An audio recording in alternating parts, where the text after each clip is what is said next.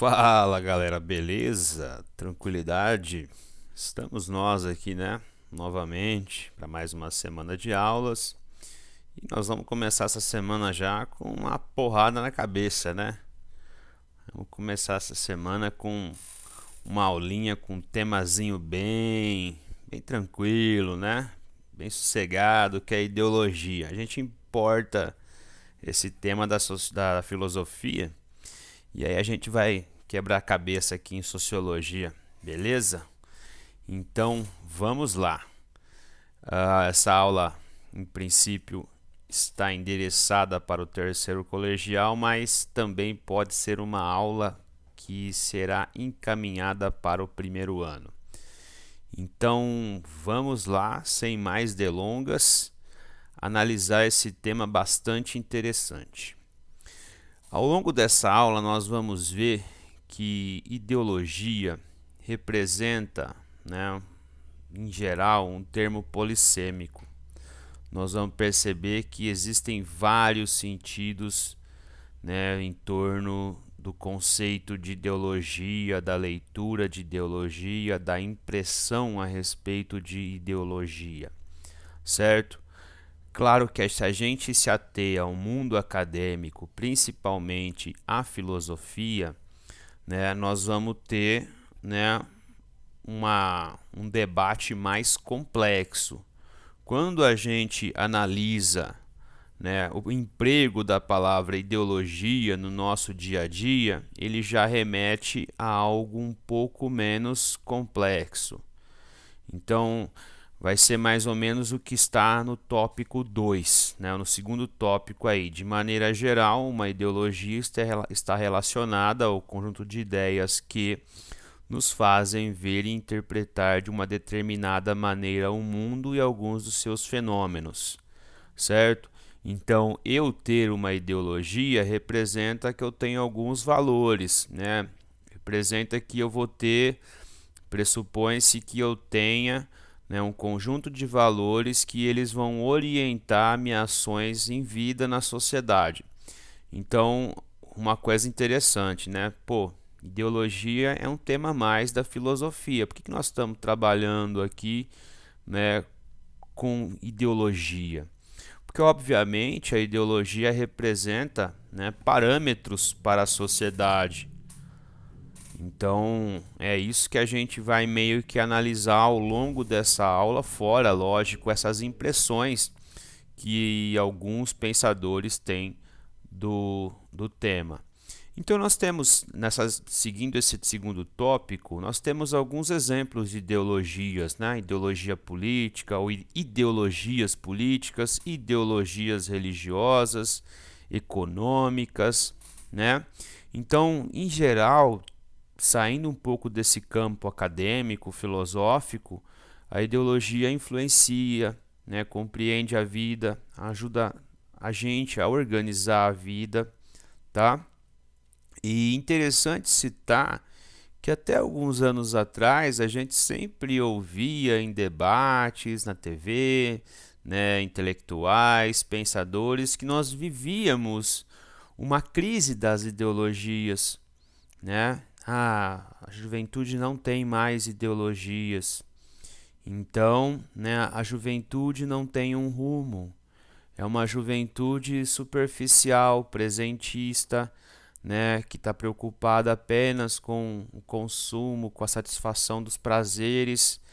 Mas ultimamente a gente tem visto, né, principalmente por conta da emergência desse movimento de extrema direita, né, esses neopopulismos, esses grupos, né, que se colocam aí como antissistema, que sempre vai haver uma ideologia por trás, tá certo? Então, opa, né, nós não estamos vivendo então dentro de um espaço assim tão vazio de ideologias.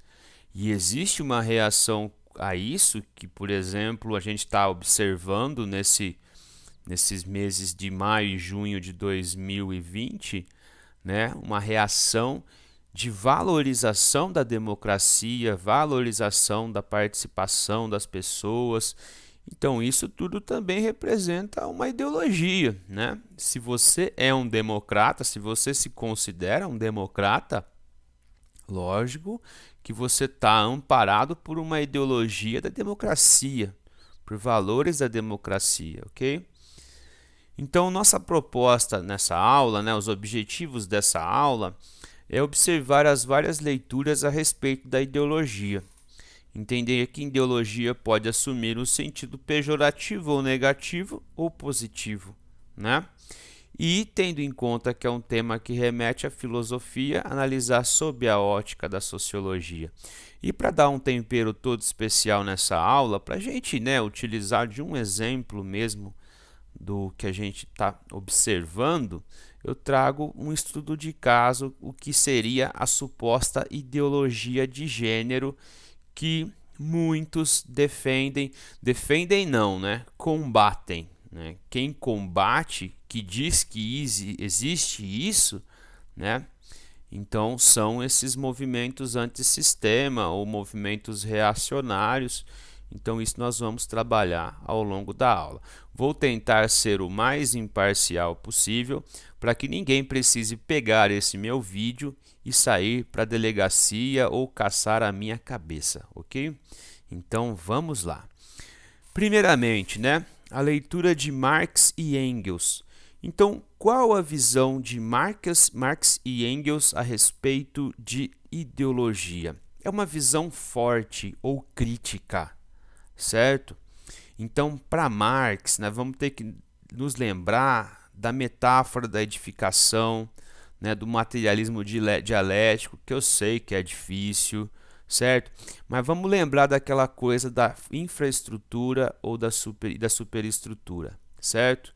Então, para Marx, a ideologia ela está dentro da superestrutura. Então, ela representa uma falsa consciência, certo? Ela representa uma falsa ideia ou, sobretudo, um instrumento de dominação de classe. Né? Não vamos nos esquecer que Marx entendia tudo muito pelo viés da economia.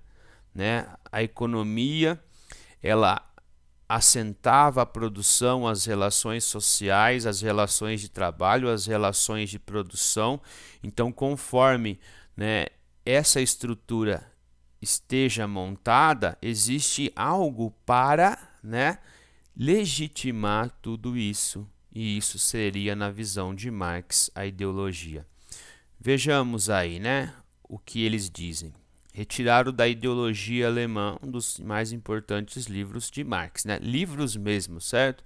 Não se esquecendo que o Manifesto do Partido Comunista, como o nome já diz, é um manifesto panfletário, apesar, lógico, de ser trabalhado pela academia. Até o presente, os homens sempre fizeram falsas representações sobre si mesmos, sobre o que são ou deveriam ser. Organizaram suas relações em função de representações que faziam de Deus, do homem normal, etc. Os produtos de sua cabeça acabaram por se impor à sua própria cabeça. Eles, os criadores, renderam-se às suas criações. Libertemo-nos, pois, das quimeras, das ideias, dos dogmas dos seres imaginários sob o jugo dos quais definham. Revoltemo-nos contra este predomínio dos pensamentos. Ensinemos os homens a substituir essas fantasias por pensamentos que correspondam à essência do homem, diz um. A comportar-se criticamente para com elas, diz o outro. A expurgá-las do cérebro, diz um terceiro, e a realidade existente cairá por terra. Então, veja aqui nesse primeiro excerto, nós vemos que a ideologia, né, na visão marxiana e de Engels, né, ela é nociva. Né? A ideologia ela está apartada da realidade, ela nos transforma em crianças, né? Porque a gente idealiza, né, coisas, a gente, né, fica iludido pelas coisas, pelos dogmas, por esses seres imaginários. Então, esse excerto ele é extremamente materialista e ele, né, aponta a necessidade que nós temos de nos ater às condições materiais de vida, certo? Então, aqui eu coloco na caixa azul a ideologia, mais ou menos, ela vai entrar no sentido da indústria cultural quando existem marketings, existe né, a publicidade, a propaganda que vai tentar nos seduzir, né? Tentar nos seduzir para quê? Para o fim da venda, para que compremos, né? Para que tenhamos as coisas. Então, isso representa a ideologia, ou como representa a ideologia da falsa realidade, da quimera, como ele próprio assumiu aí. Então, ideólogos, na visão de Marx, desconsideram as condições materiais de vida. A ideologia, ela, além de inverter a realidade, ela aliena. Então, quando eu digo inverter a realidade, seria numa leitura filosófica, materialista. Não se esqueçam, Marx critica os idealistas. Então, para produzir a sua filosofia, nas palavras dele, né, ele vai da terra para o céu. Então, ele não vai do céu para a terra, certo? Então, ele se ampara nas condições materiais, né? Então, na visão dele, a ideologia em si representava, né, a maturação de um processo histórico em desenvolvimento. E aí a gente se lembra, por exemplo, da Revolução Francesa, de quando a burguesia, enfim, né, chega ao poder. A gente, ao analisar a Revolução Francesa, a gente percebe que foi um fenômeno que a população participou, a população pobre participou, camponeses, proletários, junto com a burguesia, né? Cada um com o seu interesse, cada um com a sua demanda, cada um com a sua necessidade. Mas nós nunca podemos esquecer que a Revolução Francesa foi uma revolução burguesa. Ela trouxe a ideia iluminista, né, e aplicou na realidade, certo? Ela transformou a realidade jurídica, né, numa visão marxista, reflexo de si mesmo, ok? Então vejamos isso aqui, ó. Os indivíduos que constituem a classe dominante possuem outras coisas uma consciência e é em consequência disso que pensam. Na medida em que dominam enquanto classe e determinam uma época história em toda a sua extensão. É lógico que esses indivíduos dominem todos os sentidos, que tenham, entre outras, uma posição dominante como seres pensantes, como produtores de ideias, que regulamentem a produção e a distribuição dos pensamentos de sua época. As suas ideias são, portanto, as ideias dominantes de sua época. Então percebam que eu abordei o iluminismo. O iluminismo, além, né, de visar o esclarecimento, a emancipação humana, ele, né, criou, né, ele contribuiu para a criação de uma nova ordem, que é a ordem liberal, certo? Então as ideias que estavam na cabeça dos filósofos, dos pensadores, elas foram aplicadas na realidade, né, na questão do direito, por exemplo. Então a propriedade capitalista, ela foi defendida, né? Ela foi colocada, resguardada pela lei.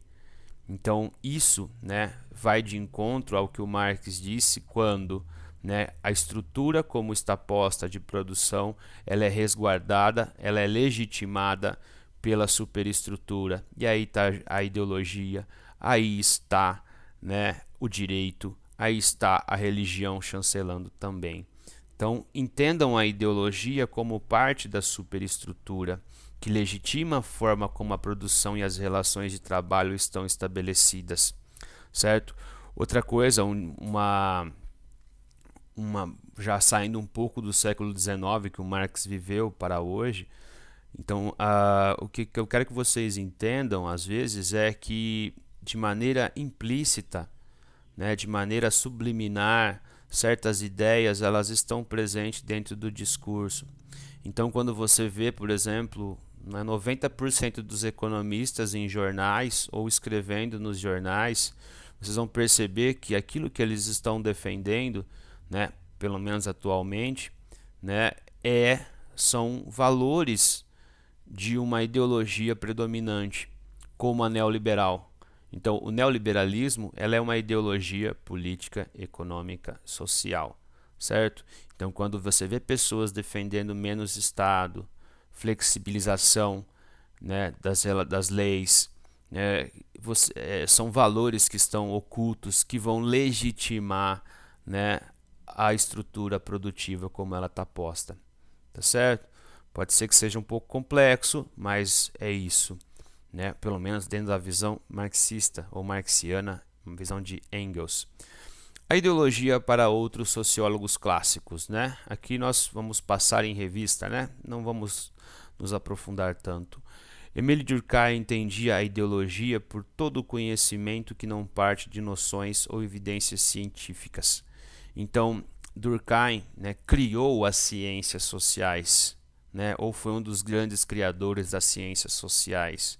Então, ele queria produzir conhecimento consistente a partir das evidências que ele havia, né, lançado, né, resultados consistentes. Então, tudo que não pudesse ser provado, né, clarificado, seria como uma ideologia. Para Weber, né, a ideologia representa uma visão de mundo. Então, vejam que aqui já vai ter uma diferençazinha. A ideologia como um discurso que é impossibilitado de abarcar a realidade. Ou as forças dessas ideologias estão muito ligadas à organização social e podem facilmente ser relacionadas com os tipos de dominação. Então, né, dominação carismática, tradicional, racional legal. Cada dominação vai estar amparada dentro de uma ideia ou de valores tradicionais, né, ou, né, de valores, né, que vão apregoar importância e legitimidade a um líder carismático, tá? Ou a própria lei, né, criada a partir de uma racionalidade moderna que também vai estar imbuída de ideologias e de valores, né? Para Lenin, principal mentor da Revolução Russa, a ideologia pode ter dois significados. Então veja que Lenin, óbvio, é um marxista, só que ele já vai fazer um diálogo com o Marx e vai tentar propor uma outra coisa. Então veja que nessa primeira visão está um pouco, né, dentro daquilo que o Marx entendia, como uma representação falseada da realidade, identificada com a concepção burguesa de realidade, né, que, por ter uma origem na classe social, fadada a desaparecer, seria incapaz de compreender a realidade sem equívocos. Ou veja que existe uma segunda interpretação, como uma linha de pensamento que rompe com esta incapacidade, surgindo entre os proletários. Essa ideologia contrária à ideologia burguesa seria uma ideologia científica, próxima da realidade. Então veja que eu estou dando risada porque ele joga a ideologia do proletariado como uma ideologia da realidade, tá entendendo? Então você desconsidera uma classe em prol de outra. Então veja que eu estou aqui fazendo uma crítica ao Lenin, né? Porque então, né, o proletariado corresponderia, né, à ideologia da realidade, enquanto que a burguesia vai ter uma razão instrumental, né? Uma ideologia para legitimar a sua exploração. Então veja, né, como é complexo o debate. E Karl Mannheim. Karl Mannheim é um pensador conservador. Então nós veremos também duas leituras. Então vamos ler aqui o que está colocando. Para Mannheim, o termo ideologia, em seu caráter particular, pode significar certo ceticismo, né, descrença, em relação aos argumentos de um adversário em um debate, utilizando o termo para apontar os disfarces mais ou menos conscientes da verdadeira natureza de uma situação, pois não poderia a reconhecer sem prejudicar seus interesses. Tais deformações abarcam todo o caminho que media entre as mentiras conscientes, as semiconscientes e as dissimulações involuntárias, entre os intentos deliberados para enganar ao próximo e o engano de si mesmo. Então veja que, em certa forma, vai convergir para aquilo que o Marx coloca, né? De falsa realidade. Ou de uma ideologia que vai se valer de um instrumento para algum fim. Tá certo? Pelo menos essa é a minha interpretação. Só que numa segunda leitura de Mannheim, né? encontramos aí uma leitura que está mais ligada com a nossa realidade. Então a ideologia ela pode representar um espírito de uma época. O que é o espírito de uma época? São práticas, valores, né, que são disseminadas, né, que são praticadas ou são defendidas por muitas pessoas dentro de uma sociedade. Né? Então vão representar talvez um grupo, a sociedade, uma classe. E o termo em alemão para isso é Zeitgeist, né? É o espírito de uma época. Então, usando aqui exemplo, a apostila aborda a questão do machismo. Né? Então, o machismo ele é, ao mesmo tempo, um comportamento e, ao mesmo tempo, uma prática. O machismo é uma ideologia? Pode ser que sim. Né? Ou é uma ideologia. Então, é uma ideologia segundo a qual o homem tem que ter uma superioridade. Então, essa ideologia, né, então é muito comum e nós devemos fazer um certo relativismo quando a gente olha para o século XIX e aí lê um registro, né, machista. Temos que fazer uma relativização. Por quê? Porque esse pensamento ele era disseminado na sociedade, defendido por muitas pessoas na sociedade. E como ele foi rotinizado, como ele foi intensamente praticado, naturalizou aquilo. Então era normal você acreditar realmente que o homem era um ser superior, que a mulher deveria ser um ser submisso, que o universo de vida da mulher deveria ser a casa, que ela teria de ter um papel, certo?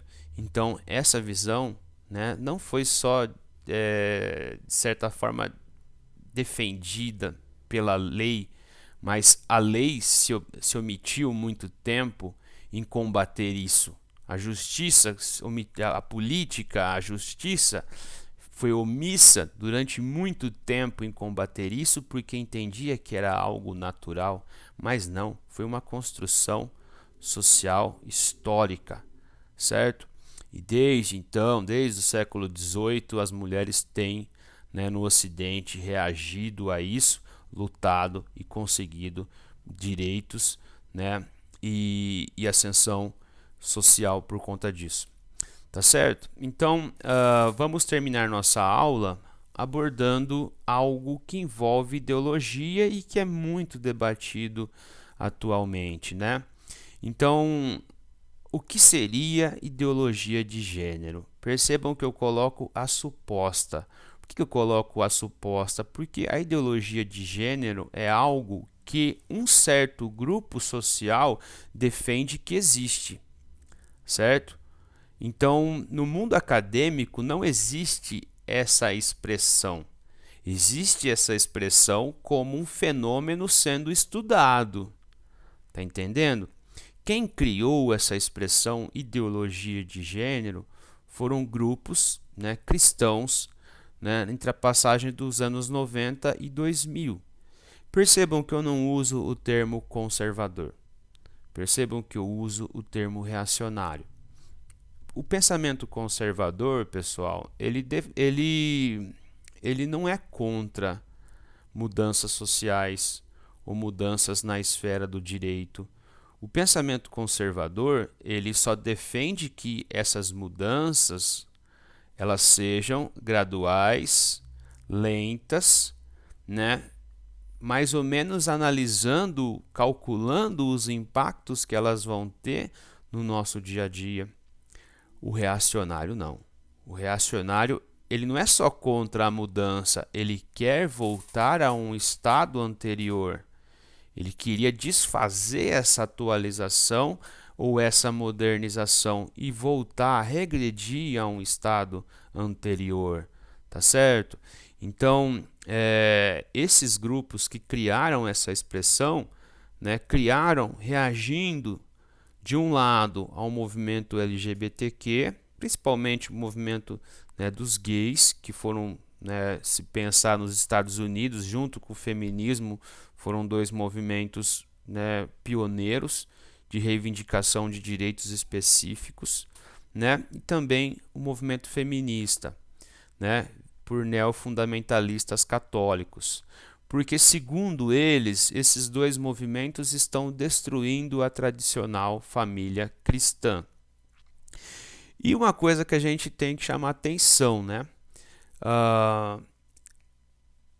De certa forma, nós temos um mundo cada vez mais complexo, cada vez mais plural, né? Então, essas explicações das pessoas serem homossexuais, ou elas estão saindo de um terreno da moral religiosa para, né, uma explicação, né, da psicologia, da psiquiatria. Então, ser homossexual não é mais considerado para a academia, né, ou para quem tem a ciência como referência, né, uma doença que já foi considerada, certo? E sim uma condição, né, uma condição natural, ok? Então, muita gente acha que as pessoas escolhem, né, ser homossexuais. Não, as pessoas não escolhem ser homossexuais.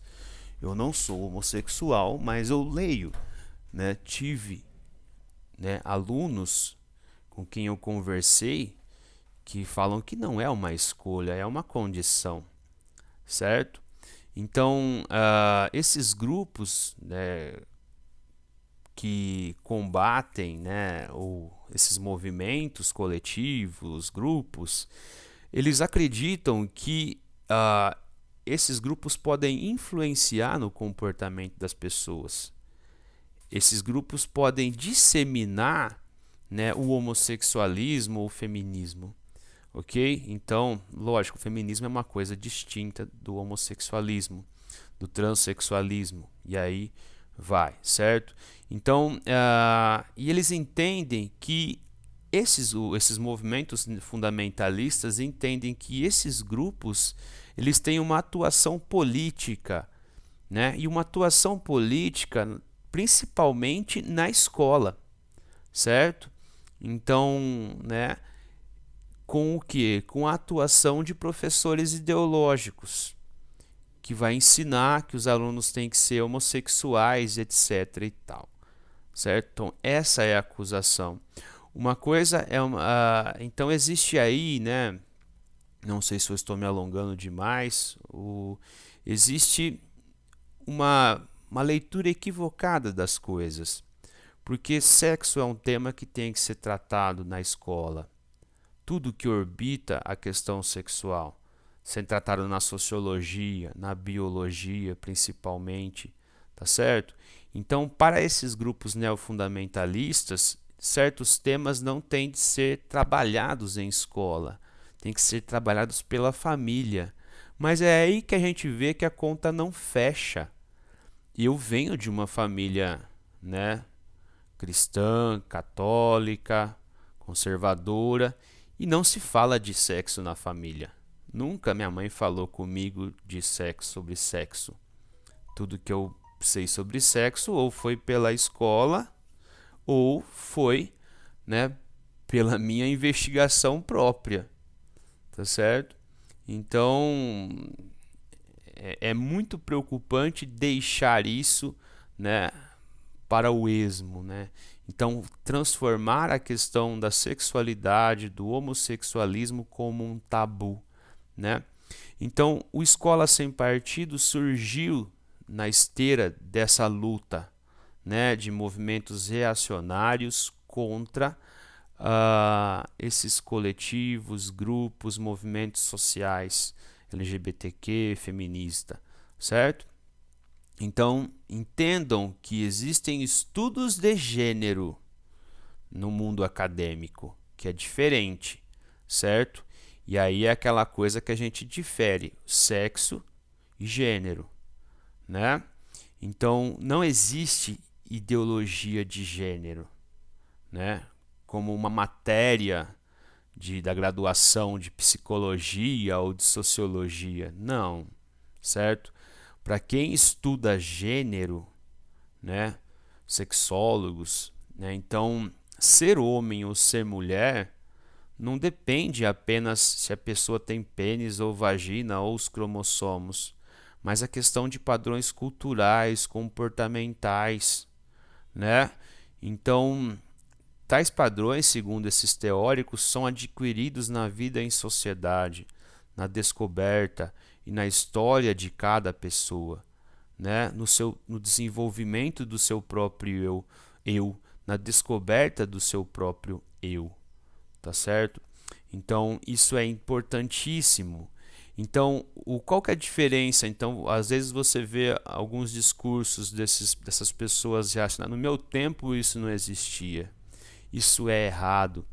No tempo dela existia sim, mas existia uma repressão, existia constrangimento, existia, né, reprova pública, piadas, né, bullying, né, que eram tidos como normais ou naturais, ok? A questão da camisa cor-de-rosa, remeter ao homossexualismo, né? Então são ideias que foram montadas, rotinizadas, né? E assim sendo, elas se tornaram, entre aspas, naturais. Caminhando para a conclusão, né? Opinião de Priscila Cruz, uma das pessoas mais ouvidas no país aí quando é educação.